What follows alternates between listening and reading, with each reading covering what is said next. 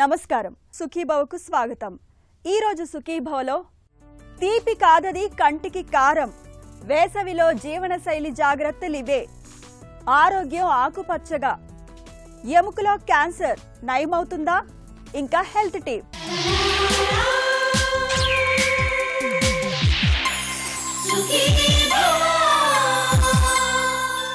మధుమేహం అదుపు తప్పితే మన ఒంట్లోని ప్రతి అవయవము దాని ప్రభావానికి గురవుతుంది। మన కళ్ళు ఇందుకు మినహాయింపేమీ కాదు। షుగర్ బారిన పడ్డాక ఏళ్లు గడుస్తున్న కొద్దీ కంట్లోని సూక్ష్మ రక్తనాళాలు దెబ్బతినడం మొదలవుతుంది। ఇది క్రమేపీ రెటినోపతికి దారితీస్తుంది। డయాబెటిక్ రెటినోపతి ఒక సజీవమైన బాంబు లాంటిది। ఆ బాంబు పేలినప్పుడు మాత్రమే దాని తాలూకు లక్షణాలు కనిపిస్తాయి, కానీ అప్పటికే జరగాల్సిన నష్టం జరిగిపోతుంది। చూపు బాగా దెబ్బతినిపోతుంది। ఈ నష్టాన్ని నివారించాలంటే డయాబెటిక్ రెటినోపతిని సాధ్యమైనంత వరకు త్వరగా గుర్తించడంతో పాటు అంతే త్వరగా చికిత్సను మొదలు పెట్టాల్సి ఉంటుందని చెబుతారు డాక్టర్లు। నిశ్శబ్దంగా చూపును కబళించే డయాబెటిక్ రెటినోపతి గురించిన పూర్తి వివరాల్ని ఇప్పుడు తెలుసుకుందాం। మన కళ్ళు సజీవ కెమెరా లాంటివి। కెమెరాలో ఫిల్మ్ ఉన్నట్లు మన కంటిలో కూడా ఫిల్మ్ ఉంటుంది। ఇదే రెటీనా। ఇది ఉల్లి పొరల పల్సగా ఉండి కంటి లోపల వెనుక భాగంలో చాపలా విస్తరించి ఉంటుంది। రెటీనా అనేది మన కంటిలో అతి ముఖ్యమైన భాగం। రెటీనాకు రక్తం సరఫరా చేసే రక్తనాళాలను రెటివల్ బ్లడ్ వెజల్స్ అంటారు। ఇవి రెటీనాలో శాఖోపశాఖలుగా విస్తరించి ఉంటాయి। షుగర్ వ్యాధి ఈ రెటీనా రక్తనాళాలను బలహీనపరిచి వాటికి తూట్లు పడేలా చేస్తుంది। అందువల్ల ఈ నాళాలు లీక్ అవటం మొదలవుతుంది। రెటీనాలో ఈ లీకేజ్ అంచెలంచెలుగా పెరిగి ఆఖరి స్టేజీలలో తీవ్ర రక్తస్రావం జరుగుతుంది। షుగర్ వల్ల వచ్చే ఈ కంటి నాళాల జబ్బునే డయాబెటిక్ రెటినోపతిగా పిలుస్తారు। చాలా కాలం నుంచి షుగర్ జబ్బుతో బాధపడుతున్నప్పుడు షుగర్ లెవెల్స్ని ఎప్పుడూ నియంత్రణలో ఉంచుకొని వారు, షుగర్ లెవెల్స్లో వ్యత్యాసాలు ఎక్కువగా ఉంటున్నప్పుడు, షుగర్తో పాటు హై బీపీ, గుండె జబ్బులు, కిడ్నీ సమస్యలు ఉన్న వాళ్ళకి రెటినోపతి వంటి కంటి సమస్యలు వచ్చే అవకాశాలు చాలా ఎక్కువగా ఉంటాయి। ఈ రెటినోపతిలో ఈ micro angiopathy, micro vessels closure, dilatation, rupture, leakages ఇలాంటివి మొదలవుతూ ఉంటాయి। ఈ మొదలయ్యేదానికి మెయిన్ కారణం ఏమంటే ఎక్కువ రోజులు డయాబెటీస్ ఉండడము, ఎక్కువగా కంట్రోల్ లేకుండా పోవడము, మూడోది దాంతోపాటే ఈ BP, cholesterol, heart disease, kidney disease ఇవన్నీ తోడైనప్పుడు ఈ రెటీనాకు ఆక్సిజన్ శాతము పడిపోయి ఇవన్నీ జరుగుతూ ఉంటాయి। సో ఈ డయాబెటిక్ రెటినోపతిలో ఇస్కీమియా అంటే బ్లడ్ సప్లై లేకుండా ఉన్నప్పుడు చూపు తగ్గిపోతుంది। రెండోది ఎడిమా, రెటీనా వాపు ఉన్నప్పుడు కూడా అస్పష్టంగా కనపడి చూపు తగ్గిపోతుంది। ఇంకా మూడోది హిమరేజెస్, బ్లీడింగ్ అయ్యే దానివల్ల కూడా కన్ను బ్లీడర్స్తో నిండిపోయి చూపు తగ్గిపోవడం జరుగుతుంది। మన శరీరానికి గుండెపోటు అనేది ఎంత ప్రమాదకరమో డయాబెటిక్ రెటినోపతి అనేది మన కంటికి అంత ప్రమాదకరమైంది। పేషెంటు తనకు తానుగా ఈ వ్యాధిని గుర్తించటం సాధ్యం కాని పని।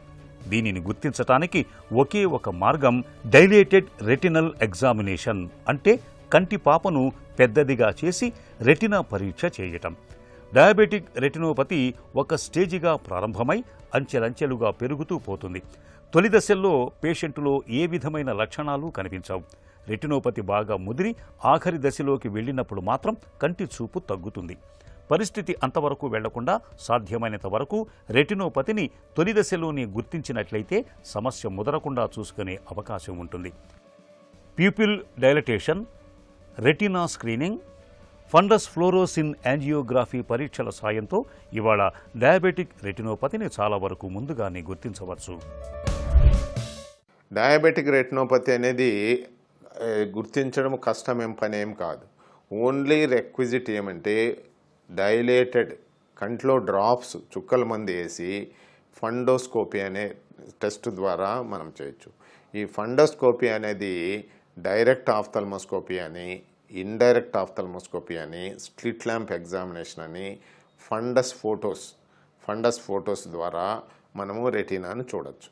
సో ఈ రెటీనా చూసినప్పుడు రెటీనా పైన బ్లీడింగ్ స్పాట్స్ ఏమన్నా ఉన్నాయా, రెటీనా మీద ఎగ్జుడేట్స్ అని ఎల్లో స్పాట్స్ ఏమన్నా ఉన్నాయా, రెటీనా నుంచి కొత్త రక్తనాళాలు ఏమన్నా పెరుగుతున్నాయా, ఇవి గమనిస్తే పేషెంట్కు డయాబెటిక్ రెటినోపతి ఉంది అని నిర్ధారణ చేస్తాం. ఇది కానప్పుడు ఎడిమా ఉందా లేదా అని కనుక్కోవాలంటే ఓసిటీ అనేది ఒకటి ఉంది. OCT is ocular coherence tomogram. ఈ ఓసిటీలోనే ఇంకా కొత్త పరికరం ఏమంటే ఓసిటీఏ. ఓసిటీఏ అంటే ఆ ఓసిటీనే యాంజియోగ్రఫీ. యాంజియోగ్రఫీ అంటే రక్తనాళాలు, రక్తం సర్క్యులేషన్ ఎలా ఉంది అని కూడా మనం చెప్పచ్చు ఓసిటీఏ. ఇంకా కొంతమందికి అవసరమైతే ఎఫ్ఎఫ్ఏ, ఫండస్ ఫ్లోరసెంట్ యాంజియోగ్రఫీ అని చేస్తూ ఉంటాం. డయాబెటీస్ రెటినోపతి మూలంగా వచ్చే అంధత్వానికి చికిత్స లేదు, నివారణ ఒక్కటే మార్గం. రెటినోపతిని మనం తగిన సమయంలో లేజర్ చికిత్స ఇచ్చి ఇంకా ముదరకుండా నివారించవచ్చు. అంతేగాని దీనిని మొత్తంగా తొలగించలేం, అంటే అంధత్వం రాకుండా ఆపవచ్చు, కానీ వచ్చాక ఏమీ చేయలేం. లేజర్ చికిత్స వల్ల చూపు పెరగదు, కానీ రెటినోపతి ఇంకా ముదరకుండా అదుపులో ఉంటుంది. అంతేగాని పోయిన చూపును తీసుకురాదు. లేజర్ చికిత్సని కూడా 4-5 దఫాలుగా తీసుకోవాల్సి ఉంటుంది. కంటి లోపల తీవ్ర రక్తస్రావం జరిగినప్పుడు, రెటినల్ డిటాచ్మెంట్ కూడా అయినప్పుడు ఇలాంటి పరిస్థితుల్లో క్లిష్టమైన సర్జరీ అవసరం పడుతుంది. రెటీనాను కొద్దిగానైనా బతికించడానికి చేసే చికిత్సను విట్రియా రెటినల్ సర్జరీ అంటారు. ఇది ఆఖరి ప్రయత్నం. అన్ని దారులు మూసుకుపోయి ఇక ఏమీ చేయలేని పరిస్థితుల్లో ఇది చేస్తారు. చూపు తిరిగి వచ్చే అవకాశాలు మాత్రం చాలా తక్కువగా ఉంటాయి. ట్రీట్మెంట్లో 3 చెప్తుంటాం. 3 ఏమి అంటే diet, drugs, exercise. So diet మార్చినావా లేదా, డ్రగ్స్ తీసుకుంటున్నావా లేదా, ఎక్సర్సైజ్ చేస్తున్నావా లేదా, ఈ 3 కూడా ఈ 3టికి హెల్ప్ అవుతాయి.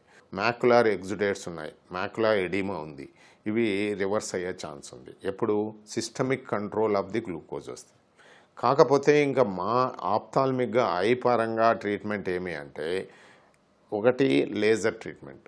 లేజర్ ట్రీట్మెంట్ ఎందుకు అంటే ఈ లీకేజెస్ అరికట్టేదానికి, కొత్త రక్తనాళాలు పుట్టకుండా ఉండేదానికి, కొత్త రక్తనాళాలు వచ్చినవి రిగ్రెస్ అయ్యేదానికి లేజర్ ట్రీట్మెంట్. ఈ లేజర్ ట్రీట్మెంట్లో గ్రిడ్ ట్రీట్మెంట్ అని ఒకటి, పాన్ రెటినల్ ఫోటోకోగులేషన్ అని. పాన్ రెటినల్ అంటే రెటీనా అంతా చేయడము, గ్రిడ్ అంటే ఎక్కడ అవసరమో అక్కడ సెంట్రల్ ఏరియాలో చేయడం. ఇది లేజర్ ట్రీట్మెంట్.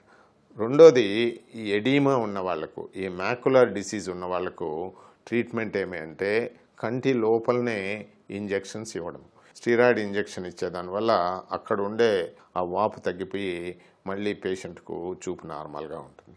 ఇంకా మూడో ట్రీట్మెంట్ ఏమి అంటే బ్లీడ్ అయిపోయింది, రెటీనా ఊడింది, అట్లా వాళ్లకు విట్రెక్టమీ అనే ఆపరేషన్ చేస్తుంటాం. హై రిస్క్ పేషెంట్స్ ప్రతి 3 మాసాలకు రెటీనా స్పెషలిస్ట్ను కలిసి ట్రీట్మెంట్ ఏదైనా అవసరమా లేదా అని గమనించి ట్రీట్మెంట్ తీసుకునే దానివల్ల 95% of cases we can preserve their vision. Timely ట్రీట్మెంట్తో 95% మందికి వాళ్ళ చూపును వాళ్ళకు నిలబెట్టవచ్చు. డయాబెటిక్ రెటినోపతి వ్యాధిని మొక్కగా ఉన్నప్పుడే మనం అడ్డుకోవాలి. రెటినోపతి ముదిరిపోతే చూపును కాపాడలేం.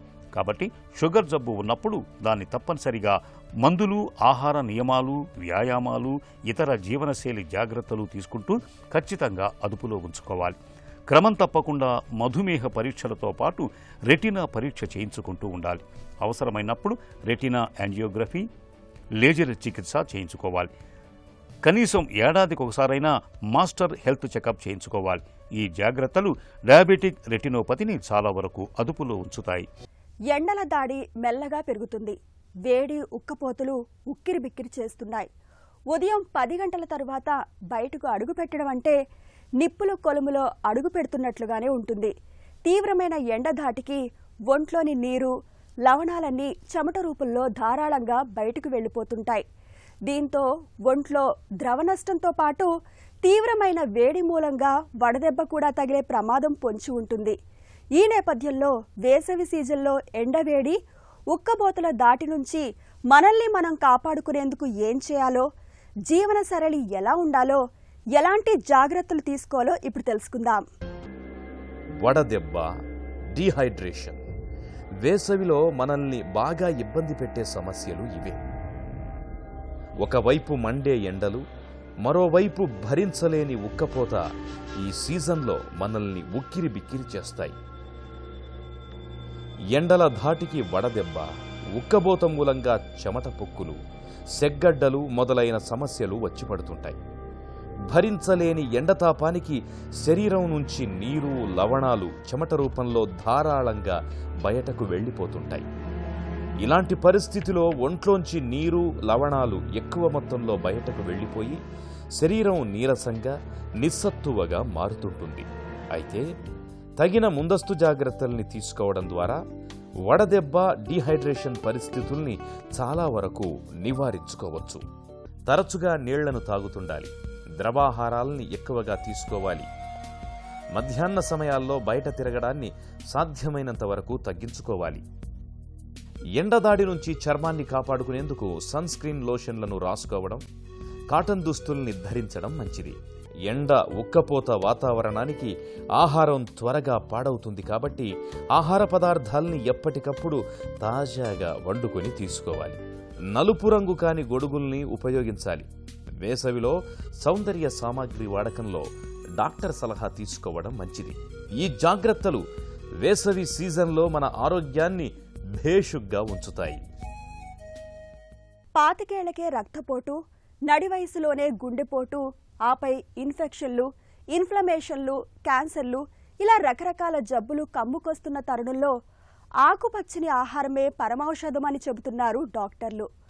ఒంట్లో మెరుగైన జీవక్రియలకు మొక్కల నుంచి లభించే ఆహారాలే మేలని ఇప్పటికే అనేక పరిశోధనలో వెల్లడైంది. ఆకుకూరలు, పండ్లు, చిరుధాన్యాలను తరచుగా తీసుకునేవారిలో ఆరోగ్యం బేషుగ్గా ఉంటుందని, ఆయుష్ కూడా పెరుగుతుందని అధ్యయనాల్లో తేలింది.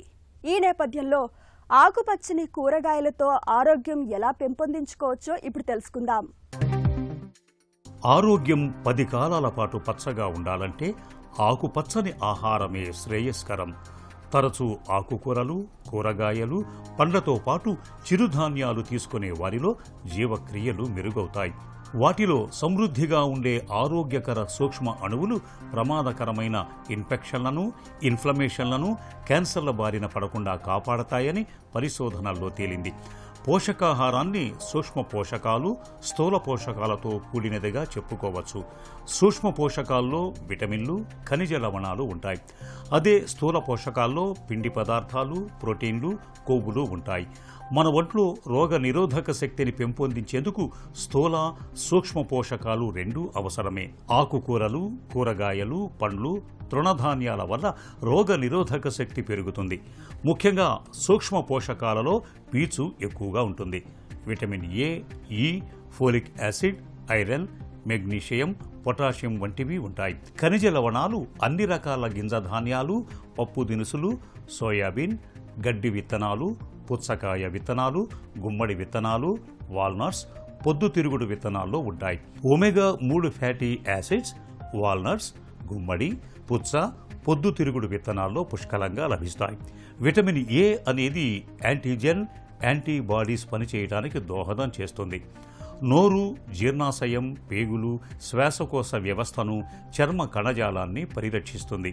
ఇది ఎక్కువగా చిలకడదుంప, క్యారెట్, బీట్రూట్, కీరదోస, మామిడి, బొప్పాయి, ఆప్రికాట్స్, పాలకూర, బచ్చలికూర వంటి ఆకుకూరల్లో అధికంగా లభిస్తుంది. ఇక విటమిన్ ఈ పోషకం కణాల ఆకృతి చక్కగా ఉండేలా చూస్తుంది.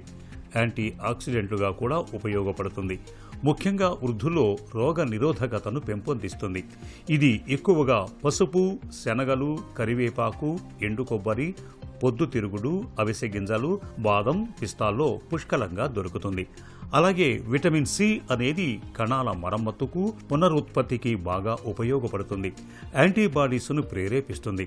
ఇది అన్ని రకాల ఆకుపచ్చని కూరగాయలు, దేశీయ జామ, పచ్చిమామిడి, దానిమ్మ, నిమ్మ, ద్రాక్ష తదితర పుల్లని పండ్లతో పాటు బొప్పాయి, ఎర్ర తోటకూర, స్ట్రాబెర్రీ, క్యాప్సికమ్లలో ఉంటుంది. మన ఒంట్లో ఎముక అనేది లేకపోతే మనకంటూ ఒక ఆకృతి ఉండదు. మన శరీరానికి అస్తిత్వం అసలే ఉండదు. ఎముకల గురించి ఒక్క మాటలో చెప్పాలంటే అవి మన దేహానికి ఊతగర్రల్లాంటివి. అయితే శరీరంలోని అన్ని అవయవాలకు క్యాన్సర్ సోకినట్లే మన ఎముకలకు కణితుల ప్రమాదం పొంచి ఉంది. ఎముకల్లో సాధారణంగా కనిపించే క్యాన్సర్లు, వాటికి చికిత్సా మార్గాల గురించి డాక్టర్ని అడిగి ఇప్పుడు తెలుసుకుందాం. ఎముకలో క్యాన్సర్ ఎలా వస్తుంది? ఎముకల్లో క్యాన్సర్ తెలుసుకునే ముందు ఇక్కడ ఒక ముఖ్య విషయం అండి. బోన్ క్యాన్సర్ వేరు, బ్లడ్ క్యాన్సర్ వేరండి. ఎముకల్లో వచ్చిన దాన్ని మనం బోన్ క్యాన్సర్ అంటాము. అదే ఎముక మూలికలో మనకి రక్తంలో ఉన్న కణాలన్నీ తయారవుతాయి. ఎర్ర రక్త కణాలు, తెల్ల రక్త కణాలు, ప్లేట్లెట్స్ కానీ. అదే ఎముక మూలికలో మార్పు వల్ల రక్తంలో ఉన్న కణాల్లో ఏమైనా మార్పు వస్తే కనుక మనం దాన్ని బ్లడ్ క్యాన్సర్ అంటాం. కాబట్టి బోన్ క్యాన్సర్ వేరు, బ్లడ్ క్యాన్సర్ వేరు. వివిధ రకాల మార్పులు, జన్యుపరమైన మార్పుల వల్ల కూడా మనకి ఎముకల్లో క్యాన్సర్ అనేది మనం చూస్తూ ఉంటామండి. ఎముకల్లో ఏంటంటే అది ఏ భాగంలో వచ్చింది, ఎముక భాగంలో వచ్చిందా అయితే కనుక మనం ఆస్టియోజెనిక్ ట్యూమర్స్ అంటాము. అలాగే మనకి ఎముకలో మనకి కార్టిలేజ్ అనే భాగం కూడా ఉంటుందన్నమాట. మన ఎముకల మధ్యలో మనకి ఎక్కువ ఫ్రిక్షన్ లేకుండా ఎముకలకి మూమెంట్ అనేది ఫ్రీగా జరగడానికి ఒకవేళ ఆ కార్టిలేజ్ అనే భాగంలో కనుక మనకి ట్యూమర్కి సంబంధించిన మార్పు వస్తే కనుక వాటిని కార్టిలేజినస్ ట్యూమర్స్ కానీ లేదంటే కాండ్రోజెనిక్ ట్యూమర్స్ అంటాము. అదే మనకి ఎముకలోనే మనకి ఫైబ్రోజెనిక్ ట్యూమర్స్ లేదంటే ఆ రక్తనాళాల్లో వచ్చే మార్పుల్లో హెమటోజెనిక్ ట్యూమర్స్ అనేవి కూడా చూస్తూ ఉంటాం. కాబట్టి ఎముకల్లో వివిధ రకాల ట్యూమర్స్ అనేవి ఉంటాయండి. అది వయసు పట్టి కూడా మారుతూ ఉంటాయి.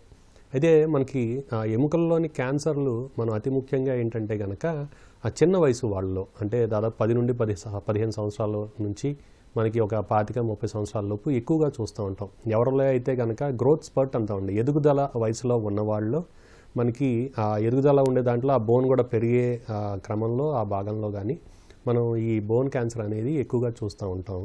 కొన్ని రకాల బోన్ ట్యూమర్స్ కూడా మనకి మలి దశలో, అంటే 60 సంవత్సరాలు 70 సంవత్సరాలు పైబడిన వాళ్ళు కూడా చూస్తూ ఉంటాం. కాబట్టి వయసు బట్టి కూడా ఈ ఎముకల్లో వచ్చే ట్యూమర్స్ కూడా వివిధ రకాలుగా మనం విభజించుకోవచ్చు. ఈ ఎముకల్లో ట్యూమర్లు కూడా మనకి బెనైన్ బోన్ ట్యూమర్స్ అని ఉంటాయి, మరియు మ్యాలిగ్నెంట్ బోన్ ట్యూమర్స్ అని ఉంటాయి. ఈ బెనైన్ బోన్ ట్యూమర్స్ అంటే కనుక మనకి ప్రమాదకరం లేని ట్యూమర్స్, దాదాపు ఓన్లీ కేవలం వాటిని ఇబ్బందికరంగా ఉంటే ఆపరేషన్ ఒకటి చేస్తే సరిపోతుంది. ఈ మ్యాలిగ్నెంట్ బోన్ ట్యూమర్స్ ఏంటంటే కనుక కొద్దిగా ప్రమాదకరం ఉన్న ట్యూమర్స్, అది ఆపరేషన్తో పాటు మిగతా వైద్యం కూడా కావాల్సిన అవసరం ఉంటుంది. బోన్ క్యాన్సర్ లక్షణాలు ఎలా ఉంటాయి? అది ఏ ఎముకలో వచ్చింది, అంటే మనకి కాళ్ళలోని ఎముకల్లో వచ్చిందా, లేదంటే చేతిలోని ఎముకల్లో వచ్చిందా, లేదంటే మనకి పక్కట ఎముకలు కానీ ఛాతీలోని ఎముకల్లో వచ్చిందా, ఏ ఎముకలో వచ్చిందో దానికి సంబంధించిన లక్షణాలు ఉంటాయి. అతి ముఖ్యంగా ఏంటంటే ఆ ఎముక యొక్క వాపు అనేది మనం చూస్తూ ఉంటాము కొద్దిగా పెరిగిన తర్వాత. దాంతోపాటు ఆ భాగంలో నొప్పి అనేది కూడా మనం చూస్తూ ఉంటాం. చాలాసార్లు మనకేంటంటే చిన్నపిల్లల్లో కూడా ఏంటంటే ఏదైనా ఒక ఆటలో కానీ లేదంటే ఏమైనా తగిలినప్పుడు దాని తర్వాత ఆ తల్లిదండ్రులు కానీ ఏదో గుర్తిస్తూ ఉంటారు, అక్కడ వాపు ఎక్కువ ఉంది, అక్కడ ఆడుకుంటుంటే తగిలినప్పుడు తర్వాత వాపు ఉంది, ఒక 2 వారాల పాటు కూడా గడిచిన తర్వాత కూడా మనకి ఆ వాపు అనేది తగ్గట్లేదు. ఇలాగ మనం అనేది ఇన్సిడెంటల్గా అనేది మనం చూసుకుంటాం జరుగుతూ ఉంటుంది. కేవలం వాపు నొప్పి వల్లే దీన్ని గుర్తించడం అనేది జరుగుతూ ఉంటుంది. ఎముకలో క్యాన్సర్ ప్రాణాంతకమా? తప్పకుండా ఏంటంటే ఈ బోన్ క్యాన్సర్ని మనం బయట ఉంటే కనుక మనం గుర్తిస్తాం, కాబట్టి ముందుగా గుర్తించినట్లయితే కనుక దీన్ని వైద్యం చేసుకుని తగ్గించుకోవచ్చండి. కాబట్టి బోన్ క్యాన్సర్లు అనేది మామూలుగా ముందుగా గుర్తిస్తే కొన్ని రకాల బోన్ క్యాన్సర్ల వరకు ప్రాణాంతకం ఏమీ కాదు. కొన్నిసార్లు ఏంటంటే మెటాస్టాటిక్ బోన్ ట్యూమర్స్ అంటాం, అది మిగతా అవయవాలు అంటే మనకి బ్రెస్ట్లో కానీ ఊపిరితిత్తుల్లో కానీ లివర్లో కానీ వచ్చినప్పుడు అది బోన్కి పాకటం అనేది జరుగుతుంది. దాన్ని మనం మెటాస్టాటిక్ బోన్ ట్యూమర్స్ అంటాం. అలాంటివి అయితే కొద్దిగా ప్రమాదకరంగా ఉంటాయి, కానీ అవి కూడా మనం ముందుగా ప్లాన్ చేసుకుని జాగ్రత్తగా వైద్యం చేసినట్లయితే కనుక వాటిని కూడా మనం అదుపులో పెట్టుకోవచ్చు. బోన్ క్యాన్సర్కు చికిత్స ఎలా ఉంటుంది? ఈ బోన్ క్యాన్సర్ ట్రీట్మెంట్కి వచ్చినట్లయితే కనుక మనం ఏ ఎముకకి ఆ గడ్డ వచ్చింది అనేది మనం ముందుగా చూసుకుంటూ ఉంటామండి. అది ఒకవేళ మనకి కొన్ని రకాల ఎముకలు ఏంటంటే కనుక ఆ ఎముక తీసేసినా కానీ మన నడక కానీ మిగతాయి కానీ ఏ రకంగా మనకి మార్పు ఉండదు. కాబట్టి కింద కాలుకి వచ్చినట్లయితే కనుక మనకి ఫిబులా అనే ఎముక ఉంటుందండి కింద కాలులో టీబియా పక్కన. ఒకవేళ దానికి వచ్చినట్లయితే కనుక గడ్డతో పాటు ఆ ఎముక తీసేసినా కానీ ఇబ్బంది అనేది ఏమీ ఉండదు. అదే కొన్ని రకాల గడ్డలు మనం ఎముక తీసేస్తే తర్వాత మనం నడవటం కానీ కష్టం అవుతుంది, లేదంటే చేతితో చేసుకునే పని కూడా కష్టం అవుతుంది. అలాంటప్పుడు ఏంటంటే కనుక ఎముక తీసే ముందు ఆ ఎముక యొక్క పరిణామం మనం తగ్గడానికి ప్రయత్నిస్తాం. ఎందుకంటే అది ఒక 7 సెంటీమీటర్లు 8 సెంటీమీటర్ల పైన ఉందనుకోండి, ముందుగా మనం మందులు ఇచ్చి నియో అడ్జువెంట్ కీమోథెరపీ అంటాము, బయాప్సీ తర్వాత జబ్బు నిర్ధారణ తర్వాత ముందుగా మందులు ఇచ్చి దాని యొక్క పరిణామం మనం తగ్గించుకొని దాని తర్వాత ఆపరేషన్ చేసినట్లయితే కనుక దాన్ని మనం మళ్ళీ రాకుండా చూసుకోవచ్చు. ఆపరేషన్ పద్ధతిలో కూడా ఈ రోజుల్లో ఏంటంటే లింబ్ సాల్వేజ్ సర్జరీ అంటాం. ఎందుకంటే ఆ ఎముక తీసేయటమే కాదు, దాని తర్వాత మనం నడవడానికైనా కానీ చేతితో పనిచేయడానికైనా కానీ ఆర్టిఫిషియల్ ప్రాసెసెస్లు అనేవి ఈ రోజుల్లో మనకు అందుబాటులో ఉన్నాయి. కాబట్టి ఆపరేషన్ చేసేటప్పుడు గడ్డ తీసేయడంతో పాటు మనకి ఒకవేళ ఏమైనా ఈ ఫంక్షన్ ఎఫెక్ట్ అవుతున్నట్లయితే కనుక ఈ ప్రాసెసెస్లు వాడటం ద్వారా మనకేంటంటే తర్వాత నడవటానికి కూడా ఇబ్బంది లేకుండా, తర్వాత ఒకవేళ చేతి ఎముక అయితే ఈ ఇబ్బంది కూడా లేకుండా ఉండడానికి అవకాశం ఉంటుంది. కాబట్టి కొన్ని రకాల బోన్ క్యాన్సర్స్లో అంటే ఆస్టియోసార్కోమా లాంటి దాంట్లో కూడా ముందుగా కీమో ఇచ్చి దాని సైజ్ తగ్గించుకుని దాని తర్వాత లింబ్ సాల్వేజ్ సర్జరీ చేసుకుని అయితే మనం తగ్గించుకోవచ్చు. ఇంకొక రకమైన బోన్ క్యాన్సర్ ఏంటంటే ఈవింగ్ సార్కోమా అంటామండి. వీటిలో ఏంటంటే అది ముందుగా కీమోతో పాటు రేడియేషన్ కూడా మనం ఇస్తాము. దాని తర్వాత మనం ఆపరేషన్ చేసుకుని సాల్వేజ్ సర్జరీ చేసుకుని దాని తర్వాత మళ్ళీ మనం కీమో ఇచ్చుకున్నట్లయితే జబ్బును నయం చేసుకోవడంతో పాటు మళ్ళీ తిరిగి రాకుండా మనం ప్రయత్నించుకోవచ్చు. ఎముకలో వచ్చే క్యాన్సర్పై ఎలాంటి అవగాహన అవసరం? పిల్లలు కానీ ఆడుకున్నప్పుడు ఏమైనా చిన్న చిన్న దెబ్బలు తగులుతూ ఉంటే మనకు కంగారు పడక్కర్లేదు. కాకపోతే ఎప్పుడైనా ఆ వాపు అనేది వచ్చి ఇంకా తగ్గకుండా ఒక నెల 2 నెలలు కూడా తగ్గకుండా అది ఇంకా ఉన్నట్లయితే కనుక, నొప్పి లేకుండా ఉన్నట్లయితే కానీ, నొప్పి ఉన్నా కానీ వెమ్మటే మీ పిల్లల డాక్టర్ కానీ లేదంటే ఆ ఫిజిషియన్ కానీ చూపించుకుని అదేంటి ఏం ప్రమాదకరం లేదా అనేది మనం నిర్ధారించుకోవాలి. తొలి దశలో పసిగట్టి చికిత్స తీసుకుంటే ఎలాంటి క్యాన్సర్ నుంచైనా మనం బయటపడొచ్చు. ఎముకల్లో కనిపించే క్యాన్సర్ విషయంలోనూ అంతే. కణితులను ముందుగానే గుర్తించి కీమో, రేడియేషన్ తీసుకుంటే బోన్ క్యాన్సర్ నుంచి సులువుగానే బయటపడొచ్చు. ఇక ఈరోజు కార్యక్రమాన్ని ముగించే ముందు ఒక చిన్న చిట్కా మీకోసం. ఎండకు తిరిగి బాగా అలసిపోయినప్పుడు ఎర్ర ముల్లంగిని జ్యూసులాగా చేసుకుని తాగండి. ముల్లంగిలో పుష్కలంగా ఉండే నీరు, విటమిన్ సి, ఇతర యాంటీ ఆక్సిడెంట్ పోషకాలు మన అలసటను ఇట్టే పోగొడతాయి. అంతేకాదు ఈ పోషకాలు మన ఒంట్లో వ్యాధి నిరోధకతను చక్కగా పెంపొందిస్తాయి.